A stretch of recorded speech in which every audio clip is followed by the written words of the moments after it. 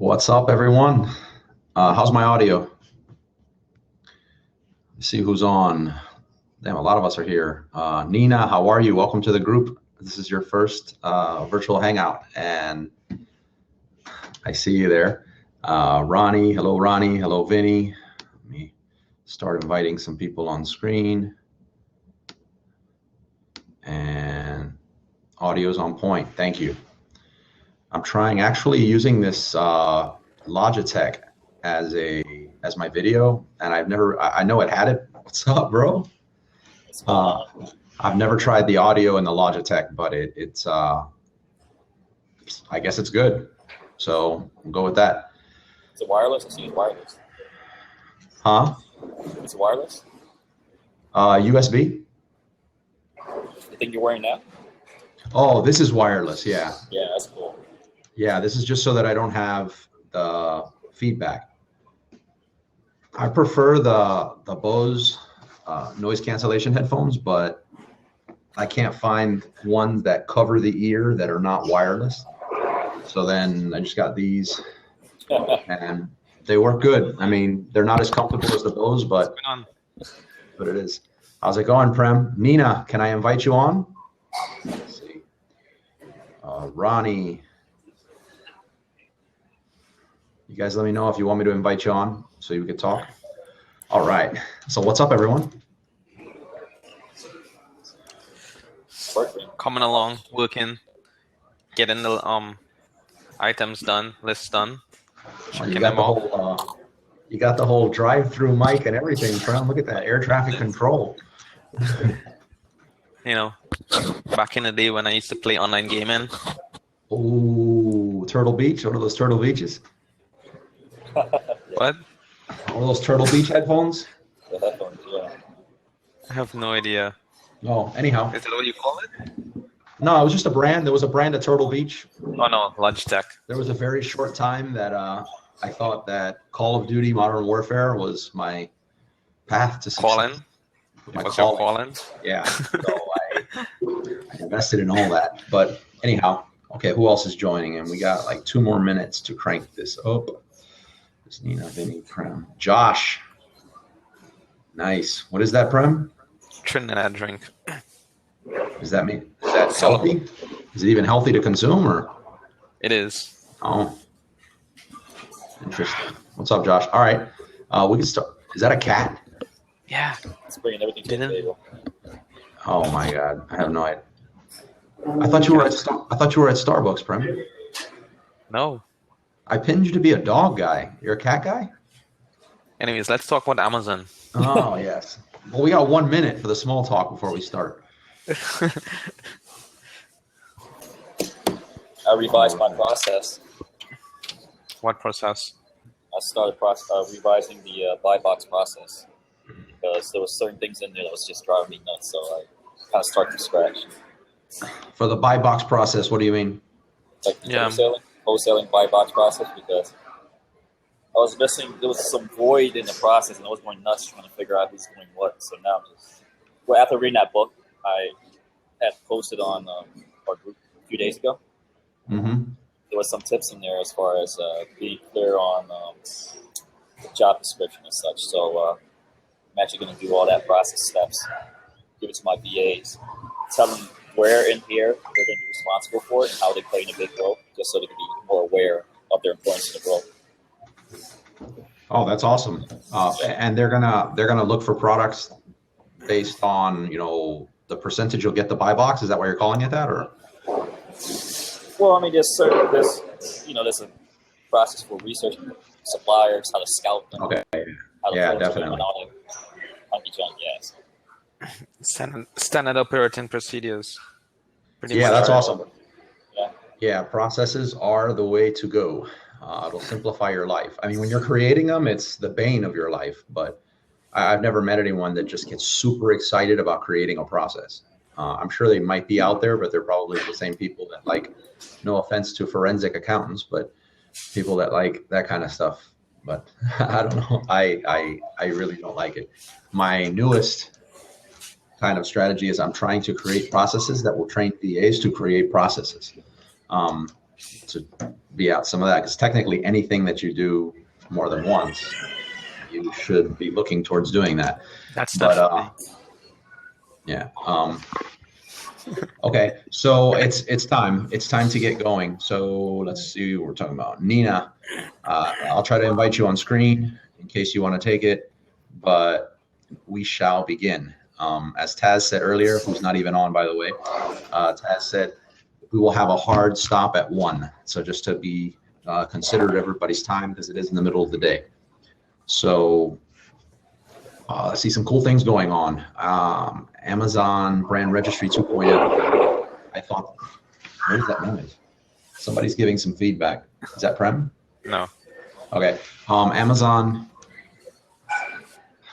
2.0 for brand registry. It pretty much means, for those of you that don't know what private label is, just a really quick recap, and that is that private label is you getting your own brand or having your own product created overseas or domestically, and it's your brand, and then selling it on Amazon. So that's a private label product. Previously in the past, it was for many years, one of the greatest concerns with people that do private label is that you have hijackers come on, other people claiming they have your product and they're selling it against you, and they sell it for less than you, which hurts your margins and bastardizes your product. But Amazon has been slow to address this, but they've recently rolled out something that I really like. That's what everyone's calling the 2.0. What's going on, Prem? You're like cracking up hysterically. Huh? No, man, nothing. Well, you have to share, Prem. I mean, you're hysterically laughing. I have to come off camera.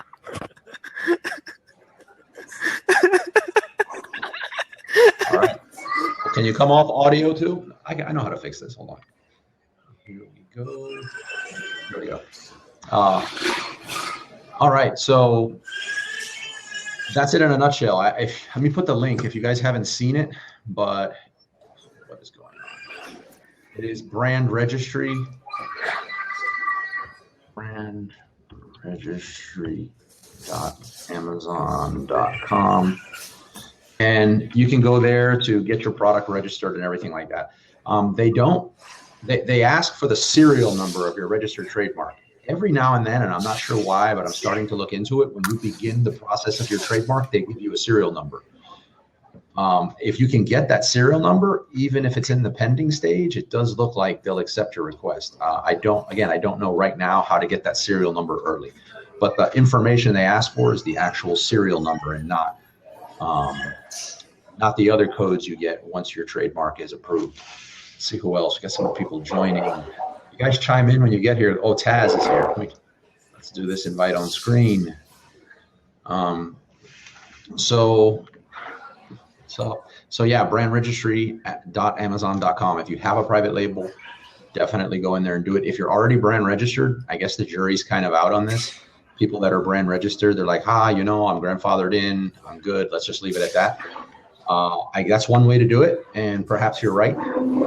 I've just over the last 10 years of being focused on Amazon, I've noticed one thing that they definitely do is they do what you least expect. And one thing is being grandfathered in and being brand registered, where you can access your enhanced brand content pages and whatnot, and not allow anyone else to change your product detail page, which is what brand registry does. But if somebody else jumps on and you need to get them off your listing, brand registry alone as it was is not enough. You're going to get sent the same emails asking for trademark information. They're going to send you to the copyright email for you to make your complaint.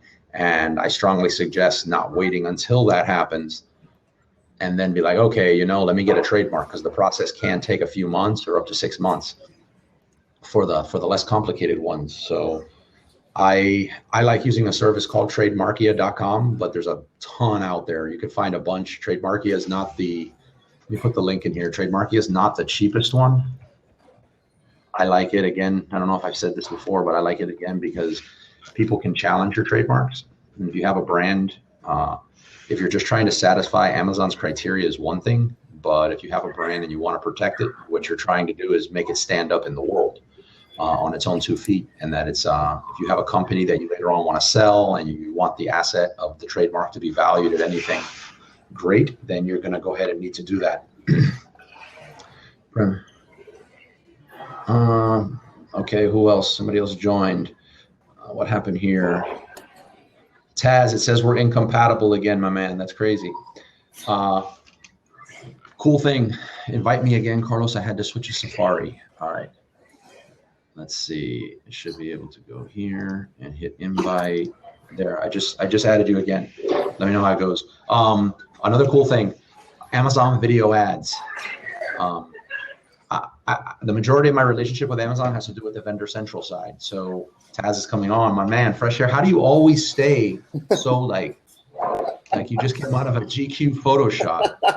It's my girlfriend. She said I'm getting fuzzy, so I'm like, oh crap, gotta get the trimmer out. Oh my God, I have this little fuzz here, and I'm already getting grief behind it. Good to see you, man. You too, guys. Yeah. And it's going to be a hard stop at 1. Like okay. You said, so, yeah. So at 2, right? Oh, at 2, yes, at 2, not at 1, at 2. So Amazon video ads on the Amazon Vendor Central side, a lot of times we get to see things before they've actually rolled out totally or get access to some beta programs. But the Amazon video ads are looking really, really nice. There's actually, it looks like going to be 2 placements for them. And one of them is going to be right below the current headline ad that you can notice through Amazon marketing services. And another one is it's going to be one of them and only one per page that will go up above the sponsored product ads. So the 3 sponsored product ad placements you see to the right, 3 or 4 on the right side of the page on search, there'll be a video ad above that if they still stay with it.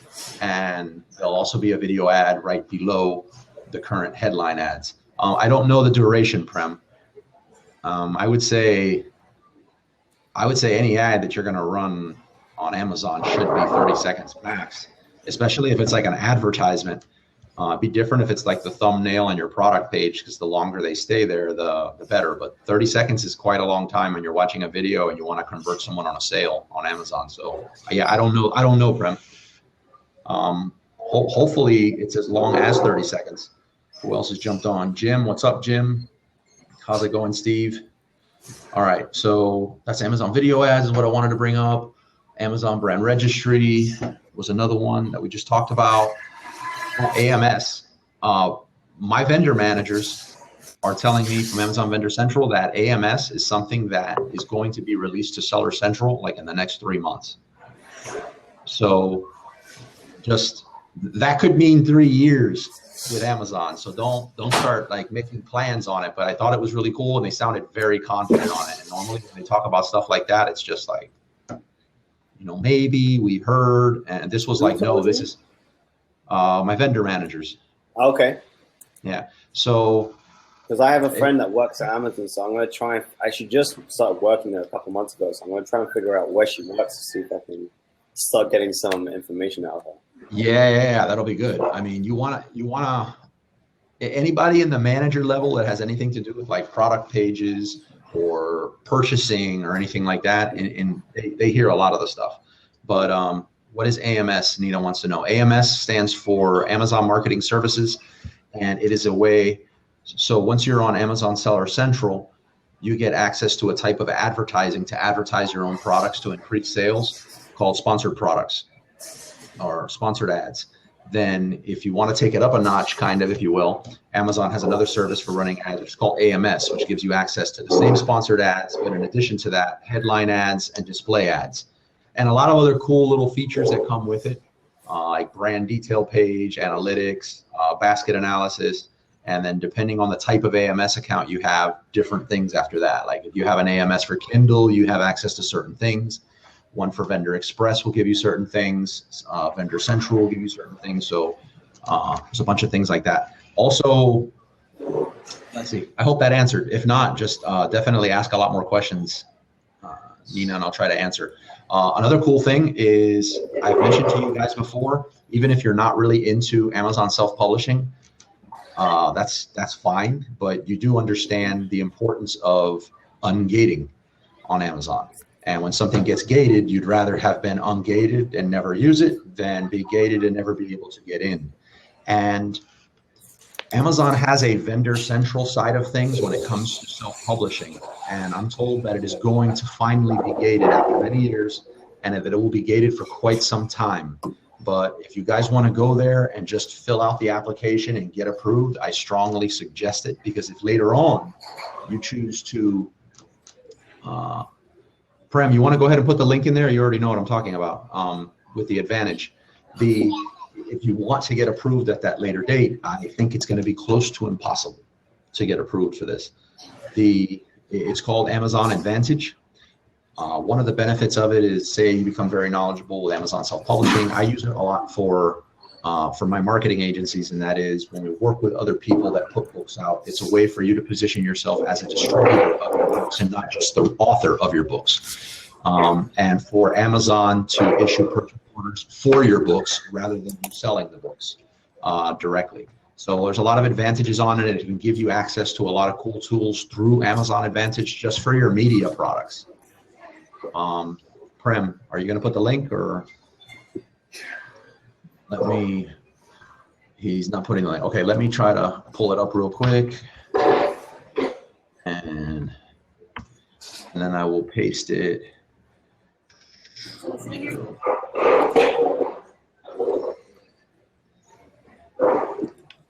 There we go. Oh, wow, they may have just literally gated it as we were speaking. Wow.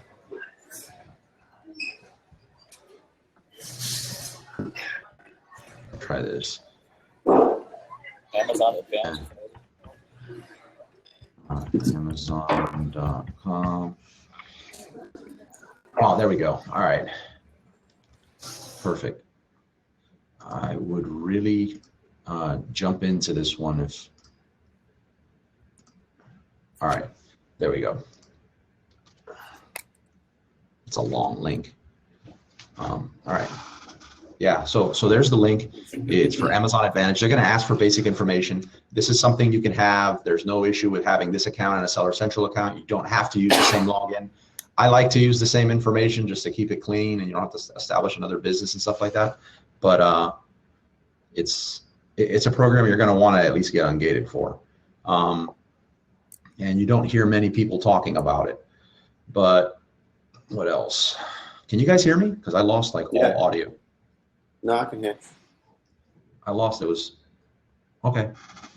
All right. So yeah, no, I can hear you loud and clear with the fancy headset and the fancy haircut. Yeah, I got you. Oh, dude. I got to give you a nickname. I work with nicknames. Yeah. What kind of headset is that? Jaybird X3s. And we can go into this another time, but I've probably ordered more headsets than anyone in the world on Amazon. I'm not probably about 15 this year alone, and I've gone through them all. And you're happy with that one? Finally. It happens. Finally. I'm going to design my own. I know exactly. I know I could design the entire spec for you right now in an hour. Write everything down. I have it all. Trust me, I've been through everything. All right. Anyway, that's story for another day. Definitely. Let me try to invite Galina on here. Michael's here. Let's see if you want to join. All right. Galina, I sent you an invite. Michael, I sent you an invite. So Amazon Advantage or advantage.amazon.com. It's one of those either. It's in the link. You have the link right there. So if I highly, highly suggest getting into that. It gives you access to a lot of really cool features.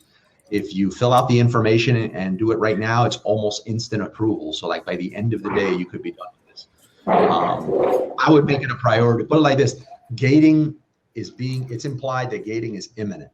So where I was literally not so surprised when I put in the wrong search and it didn't come up. It came up looking blocked. So who knows? Maybe it'll be open in 2 years, but you probably haven't heard about it before, and it'll be good to have open. So what else? What other things was I mentioning that I wanted to talk about, or I just wanted to bring up? Oh, Amazon CreateSpace. The Amazon finally clarified the fixed royalties. So CreateSpace, for those of you that don't know, Amazon CreateSpace is you're familiar with Amazon Kindle and ebooks. So say you have a ghostwriter put together a book for you, which we talk about sometimes in the Amazon self-publishing group, or you wrote it yourself. Topic's irrelevant right now, but you can submit that document that's edited and formatted correctly for that device for Kindle.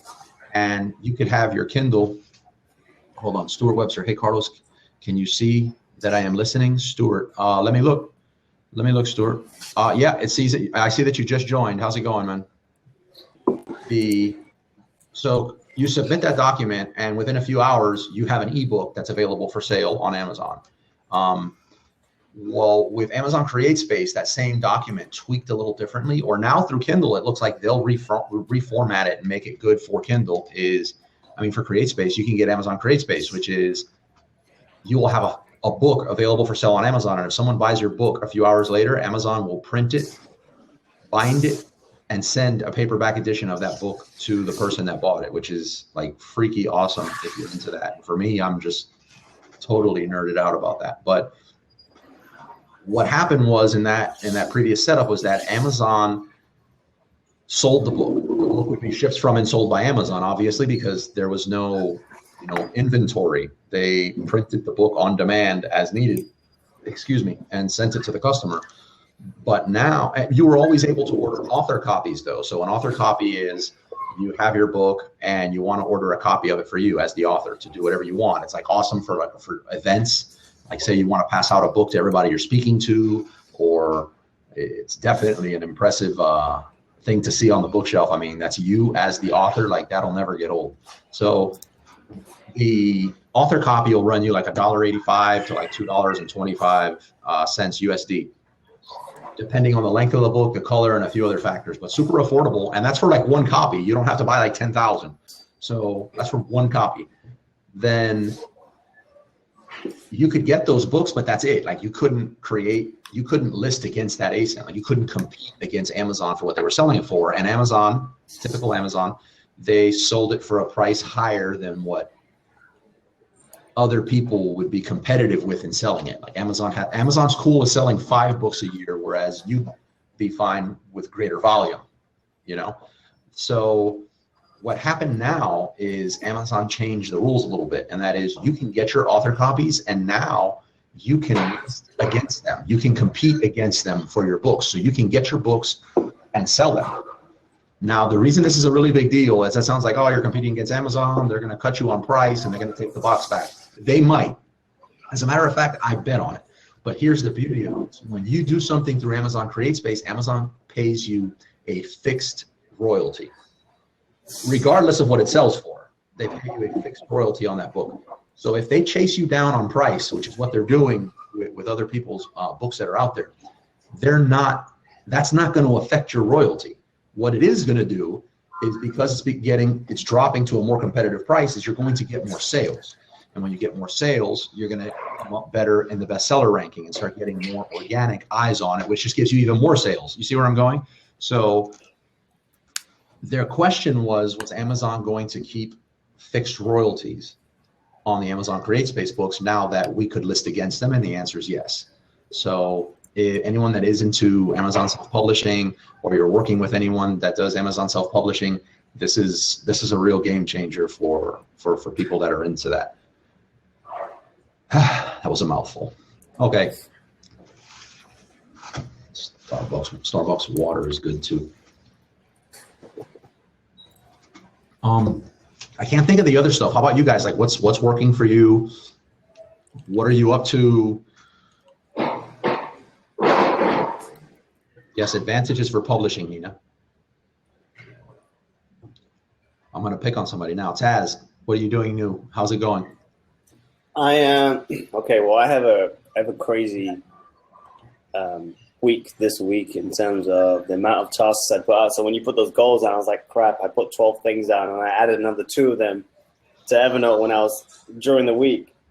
And Prem, thank you for following up with me. And also Vinny, because we were talking about doing podcast stuff together. So Carlos, yeah, we've got some work to do on my podcast. So I have a whole ton of things to do for the podcast this week. And I've actually got my desk set up now, so you can see I get the light shining on me. It's brilliant. Yeah, it looks awesome. We're we're making progress with our place. So two of the things obviously you helped me out with the VA, which is great. So I've got my VA working on watching those wholesale videos. So Vinny, again, thanks for you to help give me some guidance there on that. So I'm going to also create a process flow for him after he's done that, and I'm going to test him and then give him the process flow to finally give him more information he needs, so that then he can do the outsourcing for finding wholesalers for me. So that's one of the big things I want to completely automate that I'm working on this week. The other big thing outside of the podcast is just to put up my private label, my first kind of test run of private label. So that's what's happening this weekend. And yeah, I'm looking forward to it. There's a couple of websites to pull up as well, because everything's kind of just there. I just need to set up a template theme for them, for both my own personal site for my podcast and then my brand site, my company site. So because one has nothing to do with the other? It's completely separate. So one is a company site for my manufacturing company or the holding company behind what will be my brand. So actually, here's a question. So I have a company that I sell on Amazon through, and I know that I'll be creating multiple brands behind that. So is there a need to have, when it comes to brand registry, when it comes to trademarking and the brand registry stuff we were talking about in the beginning, would you need to have separate websites and say a separate LLC or separate Amazon account? I know you don't need separate Amazon accounts for brands, because I've seen people have multiple brands in the same account. But what about when it comes to company formation and websites? I think there's no right or wrong answer to that. You should, depending on your goals, which I know Prem makes fun of me for saying that, but one thing that jumps to mind as I've dealt with this before, personally and with clients, look at Michael says it depends. If you ever plan on selling any of these businesses, it's definitely going to be a lot easier if they're separate. Yeah, and that's exactly what I've heard when I've looked into and I've listened to podcasts on when people want to sell their Amazon business. Yeah, so it's and there's a lot of little things like that. You're going to save some money if you have it all together. You don't have to file everything. I mean, just at the end of the year, renewing your business, you're renewing one or you're renewing five. So there is some additional cost when you split it up. I think it's cleaner. I think it gives you more flexibility, and I set it up that way. And then for the trademark, even if you get one trademark, and we'll just call it, Crowdcast. You have a trademark called Crowdcast on your product, and you start adding different types of stuff, kitchen stuff, and then cattle equipment, I don't know, but you have it under the same brand. Just because you have a registered trademark doesn't, and say it initially was under kitchen equipment, it does not protect you under the cattle stuff. Yeah. You need to go in there and file to add that category to it. So you're going to have additional filings anyway. Slightly less, but you're going to need to get protected for it. And then that's only going to protect you in the U.S. If some of them are going to sell outside the U.S., and that's important because we're not the only one that has an issue with hijackers. It's just talked about more because there's more volume here. But if you want to get protected in any of those other places, you need to file trademarks again for every one of those categories in other countries. So yeah, I mean, I separate everything. Okay. Might be something you want to talk to like a lawyer about, or your tax guy. Yeah. Figure out like what you want to do with your business. Are you open to selling it in the future? Yeah. Well, I mean, one of my strategies, one of my longer term plays is definitely creating a brand and setting up that brand. But I know that there's challenges associated with setting up a brand that's part of an account, and there's so many logistical issues with that, with having seller feedback and product feedback and how you separate those. It's a long-term play, but I do want to understand it now so that I start with the right setup, so that in the future I'm not, because basically when I found out about this and I was listening to the podcasts on what you should do in the beginning, they suggested, hey, set it up, separate at the start so that you save. You may have to pay a few $100s extra now, but you'll make thousands or tens of thousands in the future when you want to go and set it off, because you don't have to go through separating things out, and it'll be worth more when it's separate. Yeah, and selling a business is expensive. Yeah. Like Yeah. And expensive and complicated. one last question on that. How does it work with having multiple seller accounts or additional seller accounts under a different business name but at the same address? So if I'm at one location and say I have 5 businesses, can I open up seller accounts under those different businesses but they're in the same location? You can have multiple seller accounts. I have over a dozen, but you need approval for each one. And we're talking about seller central accounts here. Correct. You have to have pre-approval for each one. Their criterias for most people to get, and it's very doable. I was just working with someone now and we got another one. A lot of the times it's a simple request, but you need to open up a case in Seller Central, explain what you're trying to do. They have this template they're going to send you back, and it's going to tell you to contact Seller Performance. Yeah. Then get that, and then you speak to Seller Performance. Now they're going to tell you that you have to explain the reason. It can't. First of all, the accounts cannot sell the same products. Yeah. Period. They have to have different bank information, both charge and deposit. Yeah. They have to have different physical addresses. Okay. They have to have, everything has to be separate. In short, I'm missing a few things there, but everything has to be separate. Then there was one exception that I used before as a loophole, and that was that the products would offend. So in the very beginning, I was selling, let's say, adult novelty items, but I was also selling toys wholesale. So what we didn't want, not to offend anyone, we didn't want the multi-speed whatever sitting next to, a teething toy. So, right. But it can have multiple uses, but. Right. So explaining that to them and using the term, it will not provide a great customer experience. That seems to be the catchphrase that gets their attention, and they just do it. Another one was selling coffee products at the same time as, he says it's a jaw massager. Michael says it's a jaw massager. Okay. And then selling coffee products at the same time as you also sold live insects. It's a bad customer experience because no one wants to be thinking, they're drinking out of their espresso cup and it has like insect residue on it. So there's some exceptions you can do with that. Okay, cool. Thanks for that. Appreciate that. Yeah.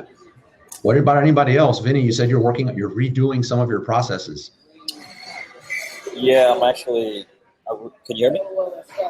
Yeah, I can hear you. Okay, because I'm in public. I'm kind of revising my business plan now. I was just talking to a friend earlier today, where I kind of want to leave my wholesale business idle as it is and focus more on the PL side, mainly because there's more control, more, I would say, fun, because there's so much tools coming out as we're speaking like today.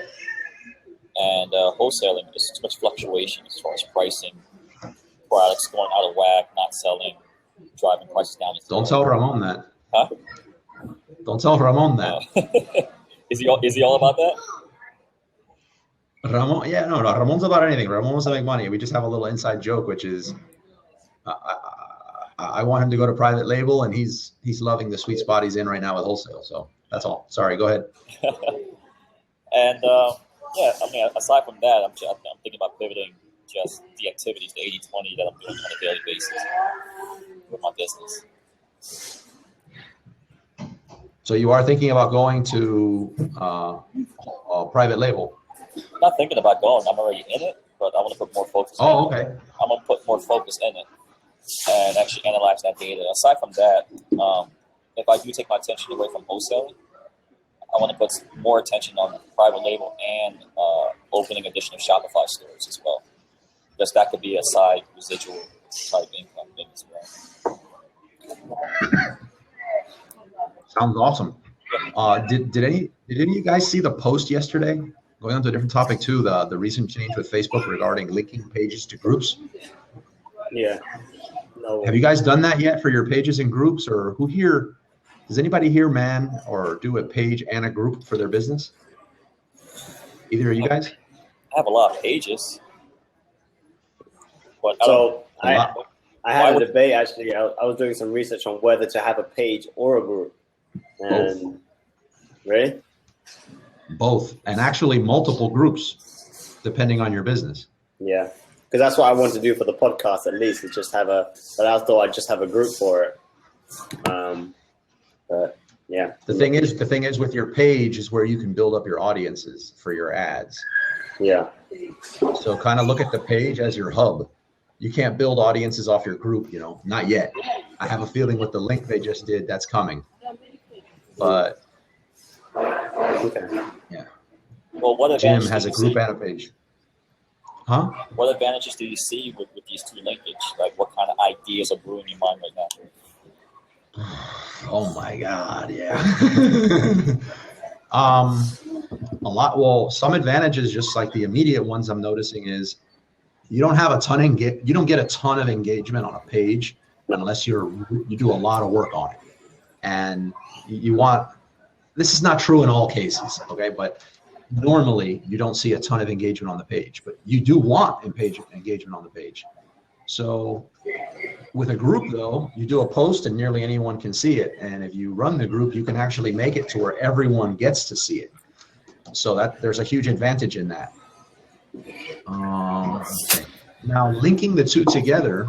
So one of my pages for one of the consulting companies is Bluebird Marketing Solutions. So I recently linked that to the Facebook group Wizards, because it has to do that particular business has to do with like marketing on Amazon, helping people start their brands or grow their brands. Ever since I connected the two, more people are joining the group, and they're joining the group from the page. And then I'm also getting a lot more engagement on the page. So previously, if you're running ads or whatever you're doing to send people to that hub on the page, that's where it stopped almost. And then you'd struggle. A lot of people would struggle with the engagement on the actual page. But now it's a way for them to see right there on the tab the different groups that you're associated with, where they could interact with you if they choose, because you want to interact with the people that choose to, easier.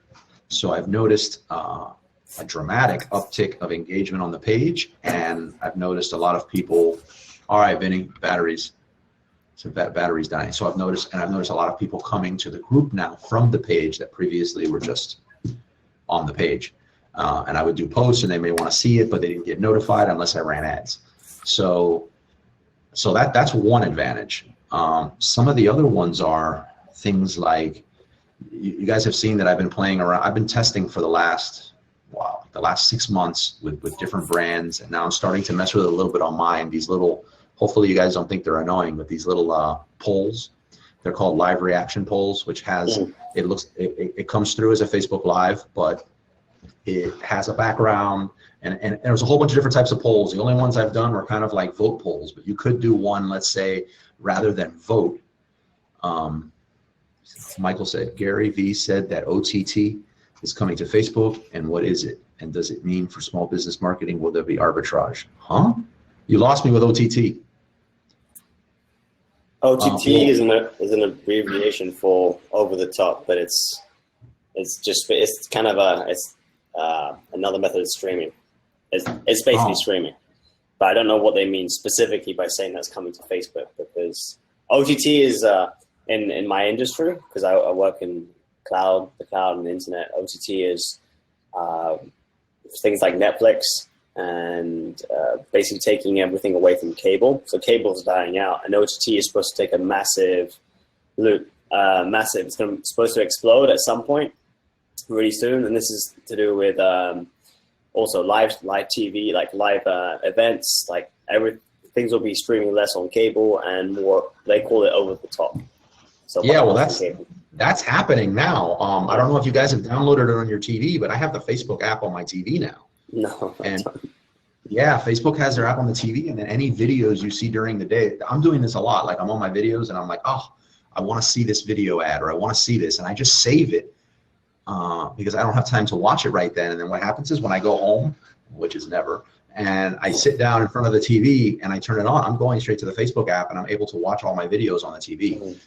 Facebook did say they were doing that because they're going to get into that market, like Amazon did, like Netflix is creating their own shows and being a publishing house. I could see them definitely doing a lot and tying it into Facebook Live for like reality TV shows and all these different things that you can do now live on Facebook. But let me see what else was I saying. Oh yeah, so one of the things is with those live reaction polls that you can do is, and how this could really work for someone on Amazon with their page is, say you have a product. I really wouldn't do it with a product that's like $5. But if you have like a really nice product, or say you're doing a giveaway for a higher end product that ties into your brand, one of the types of polls they have is, say, imagine you have like a 100% off coupon code from your site, or a deeply discounted code from Amazon, or if you're using Vendor Central where you can still do the 100% off stuff, you stack a lightning deal with a vendor powered coupon or something, and you put the code back there. Now, imagine the code is on the screen and then it's covered by a puzzle. Just in your mind, imagine like a jigsaw puzzle. And then every time someone reacts to the video, a puzzle piece is removed and it exposes a little more of what's behind it. So what happens is people start engaging more and more to unlock the code or whatever is behind the jigsaw puzzle in this case, and to get the code. Now, why this is happening, you're building audiences on Facebook with your page, because again, you can go back and create audiences off of the length of time people have viewed your ads, people that have engaged with your posts. So it's a really easy way to build audiences. Now, how this ties into groups and what I see coming is, when I get that live reaction poll or something and I put it on my page, everything works fine. But when I go share it to my group, or same thing with ManyChat and a lot of other things, when I go to share it to the group, the reactions and the comments that happen on the group are not translating over to the page. So you're not getting the full effect. I mean, you're still getting awareness. People are still seeing it, but you're not getting the full effect. You're not getting the biggest bang for your buck there. I have a feeling now that they're linked, that will translate over, as long as there is a link, as long as that brand is able to be connected to that group. I know also, once you've linked them from the brand page, you can manage all your posts on the group. So like, if people are commenting, say on Wizards, I can now look at it just from my dashboard and my messages on my business page. So they're connecting all those dots behind the scenes. I can only think it's because of that. A really good one also would be, that I could see coming, is you would be able to run, like, if you have your own YouTube channel and your own YouTube videos, you could run ads on your videos. So here, what I believe is going to happen is, you have a page and you have a group. You're going to be able to run your ads in your group, if that makes sense. And that would be amazing. So for a brand, not sure anything, because it's your group. It's your group. So let me see. Galina's asking, so for a brand, should I always have both page and a group? I believe so. But when it comes to like Facebook and wholesale or private label, it's so debated and there's so many different opinions. My opinion is yes. And then depending on your business, I think you should have multiple groups. You should have your brand page and you should have your open group. I think the main open group should not be a group that's named your business name. It should be something that just like covers the industry you're in, to where you can connect with people that ain't nobody got time for that. I hear you. Well, how much do you want it? Yeah. How big is your why? Yeah. Don't make me go into mindset. Yeah, I definitely know how time can be, trust me. But is it? Yeah. It's more than worth it. Anyhow, so I would have a group that's main. You don't want to, I guess if you're Colgate, this is a bad example, but if you're the Colgate page, you don't want to create a group that's nothing but Colgate users, at least not as your main group. But you could create a group that's just for like people that are into white teeth. And that way you're getting all different kinds of people. You don't want to isolate people that are just brand loyal to something else. So I think it's a good idea to have a general group like that that's treated differently than, say, your private group that's just about Colgate. And then I would go so far as to have another group that deals with like nothing but customer service. It'll literally be like, in this case, Colgate customer service. And it's a place in real time for people to go to air out their concerns and stuff like that.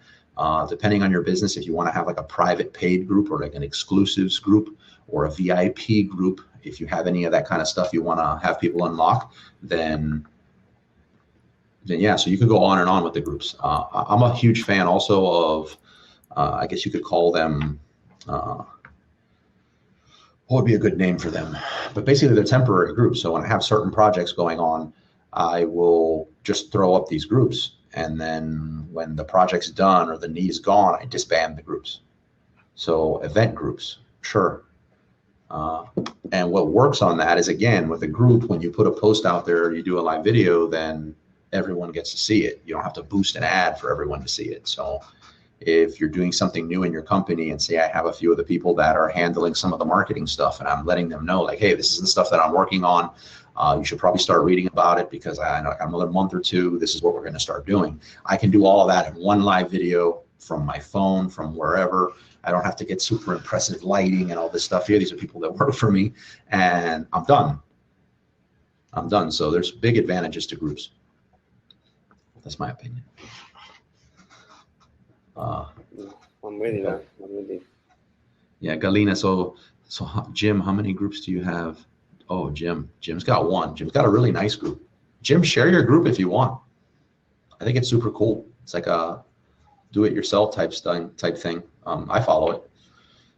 Oh, by the way, guys, I just got accepted on Amazon Advantage, so it doesn't take very long. It is nice. Unless you do all the stuff. So yeah, you guys want to do it. You definitely want to do it, even if you never use it. You're gonna want it. Nobody talks about it. It's a really, really, really big deal. Go through their resource section when you can, or whenever you have no time. When you have like a whole bunch of spare time on your hand with nothing to do, Taz, just dive in there and have fun with it. I love that so often, so yeah. Yeah. What else? We got a whole bunch of people joining on this one, like coming in late. Let me see who else is here. Mandala Mantras. I'm inviting him on the screen. Nope. It says we're incompatible, call. Alina, Ronnie, I tried to invite you and I couldn't. Stuart, I'm going to try to invite you. And Sarai Yang, I'm inviting you. All right. What else? Oh, we don't have much time left for our hard stop in 17 minutes. Tell me something else, Taz, or you guys chime in on something like what's new with what do you, any new tools? How about that? Like, what new tools are you doing? Tell me something you're trying for the first time that's not working, but you're trying to get to work. Like, what's in the lab right now? What's in the chamber? Well, for me, I'm on Helium 10, so I've just been using that because I've played around with a couple of other tools, proper research tools, but with Helium 10, it's more around building and optimizing a listing, and I've been enjoying using it. There's some tools on there that make life very, very easy for you. I'd recommend anyone just trying it out. And there's some tools that are free and there's other stuff you can pay for and features associated to them. But I'm sure there's loads of tools out there. It's not really a plug for Helium 10. I think this is more of a plug for any tool. Like, if you do some research on a tool and look at the reviews, and if they're decent reviews, I'd 100% recommend you trying something out. Most of them have trial periods because you save so much time. And this is me only just starting with listing stuff and building things. But dude, when I was unlearning how people do keyword research and going to all these different pages and checking whether you're indexed on keywords by typing in your ASIN and your keyword and doing that hundreds of times, literally hundreds of times, to figure out whether or not these things work. Whereas you could just put one thing in your ASIN into a tool and it will tell you whether you're indexed. I mean, it's the amount of time you will save using tools is incredible. So whether you're a techie or not, I would encourage you to do research and find out what works and sign up for whatever it is. Cool. He's going to put his affiliate link in right now. I'm just kidding. I don't even have one. I wish I did. I'm gonna call man. Hey man, give me an affiliate link so I can start making some money off this thing. You should, man. You should. What else tool wise? Vinny said something really cool that I can't let just float by. He says, building a new software with someone, excited to share with you guys in a few weeks. Like, did you not think we were not going to jump all over that? Like, you made it sound like, oh, I'm going to go grab a bagel. Like, what's up? Talk to me. Building a new software. I wish you were on the video right now. You hear how he did that? He just dropped it in like on the slide. Oh, just building a new software, Oh, he's on mobile, so he can't type much on mobile. The keys don't work as well, so he can't say as much. Yeah, Josh. Dodge tactic. Josh, you definitely should connect with Jim. Jim's got a really nice group that I think you would be interested in. Well, Galina, Vinny doing a marketing trick on us. Yeah, pre-launch. Oh, that's what Taz just said. It's rough talking to our marketing group. They know all your tricks. Yeah. Stuart, I sent you the invite to get up here. We're going to go off in a few minutes anyway. But what else tool wise? So you're doing the Helium-10, Vinny. You are just creating some software. Something light. I guess something a little cool that I did. I can't remember the last time I invested in a course. So you never hear me saying the C word ever. But there was a super affordable one that just like really caught my interest. I think like after like every upsale imaginable, it costs like a few $100. So I don't know if you guys remember Chris Green, who put out the thing about Chrome extensions and how to create Chrome extensions and all that. It's something I knew absolutely nothing about, but I got the course. Pretty impressed by it. And software as a service is something that I plan on starting to get my feet wet in next year. But Chrome extensions, they definitely piqued my interest, and the course is pretty thorough. And it's not just like teaching you how to create a Chrome extension. It's literally written in a way showing you how, but more importantly, showing you how to sub this out to someone who specializes in doing this, and the entire process. It's literally like a mini process built into it. And then with one of the upsells that was pretty cool is after you complete it with no upsells, he has 2 Chrome extensions created already that are going to be transferred fully over to you and your business. So you'll have, I don't know what they're going to do. It might just like brighten your computer. I don't know, but it's still, I like it because you can actually look behind the scenes and see like where everything's connecting, and you kind of have like a blueprint of something you want to do.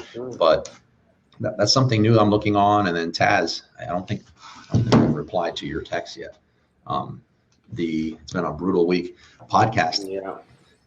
What are your thoughts on that, man? I guess we won't bore everybody with our podcasting talk, but I definitely want to touch base with you. I could use an accountability partner on the podcast stuff. I'm here for you. I know Vinny's doing it as well, but podcast? Yeah. And he said he's got 2 episodes done already. So, and there's certain things you need, I'm sure you've seen, but there's loads of things that you need to do if you actually want people to listen to your podcast, because podcasts are really easy to just publish and then die. Have no subscribers, have no one even listening to the thing. So there's a launch process. Like as you would go and launch an Amazon product, you launch a podcast, and there's certain things you can do to enhance that launch. So I'll definitely talk you through that. And I've done a ton of research on that.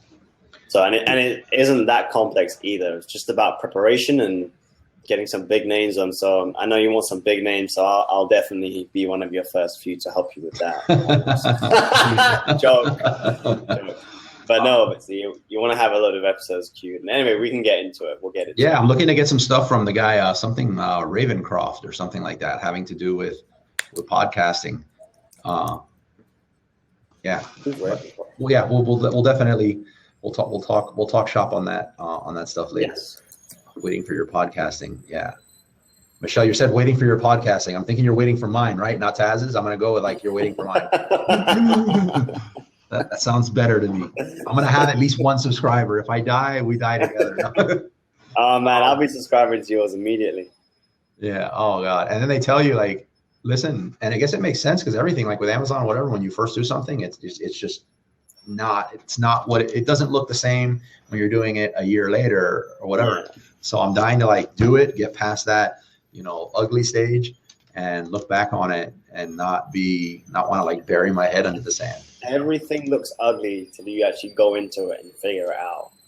Everything seems daunting to you, but you step inside, and because you create in your mind, you create every single worst possible case scenario in your head. So when you think about things, that's how they are, and you haven't tackled them. That's why people procrastinate. But if you actually just dig in, start working on something, and I was the same about podcasts, and I was like, oh, hold on, this is what I need to do for launch. This is great, and I can set these tasks aside and just go and get them done. So, yeah. we can definitely talk about it in more detail. Yeah, Vinny, Jason Hornung. Yeah, he's pretty good. For good Facebook course on Udemy or Coursera. I shouldn't make faces about Udemy. Or what is it? Udemy or Udemy? What are we going with? Like, what is the correct way? Do you guys know that? Udemy. Yeah. I don't find Facebook ads to be complicated. I think they're like so basic that it appears complicated. But yeah, there's no shortage of courses out there on Facebook ads. We're also asking about if you have a link to the Chrome extension course. That's a good idea. Who's asking? Galina. Galina, if you can, text me so I can look for it because I don't have it on this computer. I mean, I have it saved, but what I have saved is not the link to get the course. What I have is the actual back end of the course and all that there. But don't worry, if you don't get it, I'll put together a course for you and I'll teach it to you. Hitting on something to come soon. Not everybody is so bright like you, Carlos. You're flattering me, Galina. You're one of the sharpest people I know, so don't even go there. And when are you coming to our meetup groups? You've been threatening to come for 2 weeks and you haven't. Pay attention to the time. All right, guys. Well, now we're just kind of rambling. I think everybody's covered it. Nobody else chimed in with anything. It was awesome seeing all of you guys. So just be respectful of everybody's time. We don't have to like just sit here and hear each other breathe for the last few minutes. You guys have an awesome day. If there's no more questions, Nina, if you have any other questions or anything like that, just message me directly. I'll answer anything you got. Try to stump me. That'll be fun.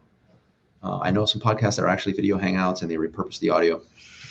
Yeah, Josh, that's a good question. Actually, that's something we've been doing for a while is repurposing. Like we'll grab somebody's Facebook Live or somebody's video, and that's actually an entire process I have fleshed out that I actually love. And what it is we get the video file with the audio and we drop it in a Dropbox folder. The VA then knows for that folder the specific tasks or processes that need to happen based on the folder that it goes into. So that folder, the process that initiates then is it starts branching off is first the audio is copied or stripped off. So then the audio is sent to a different person whose folder has a wholly different recipe tied to it. And that is they convert the audio file into an SRT file and then drop the SRT file back into the video. So you're looking at the video now with like the captions already done perfectly, like perfect. Then when it gets back, then the person chops up the video and the SRT file. So you have probably, hopefully like 4 to 6 different videos, depending on the length of the video you initially shot, which could be used for video ads or different posts for your videos on Facebook. YouTube. YouTube. And podcast videos are much easier to rank for, which is why I'll definitely be doing video. Even if it's someone's screen and I'm on video only, super important to help you rank. Well, the other thing we do is the actual audio is someone's getting the audio and cleaning it up, and that's a whole different folder, and they're preserving it and starting to structure it in a way so it can go for podcasts. So whether you're going to get into podcasts or not, you're going to have like a whole ton of already pre-recorded stuff for that. And then it goes on and on. They grab the audio, they transcribe it, strip out the tweetable tweets, and then there's you're going to look like a tweet machine for like the next 4 months with like these unique tweets, because when you're talking, you just say stuff. And it goes on and on, Josh. But yeah, repurposing media is like really important. Also, in education time, later be well. Yeah, blog posts. There's a lot of things you can do with a video. Yeah, a great deal. All right, I had a podcast. Bye, guys. We can keep going. Have a good one. Bye, Taz. Bye, everyone. Awesome. See you guys. Great talk. Later, guys. Good talk.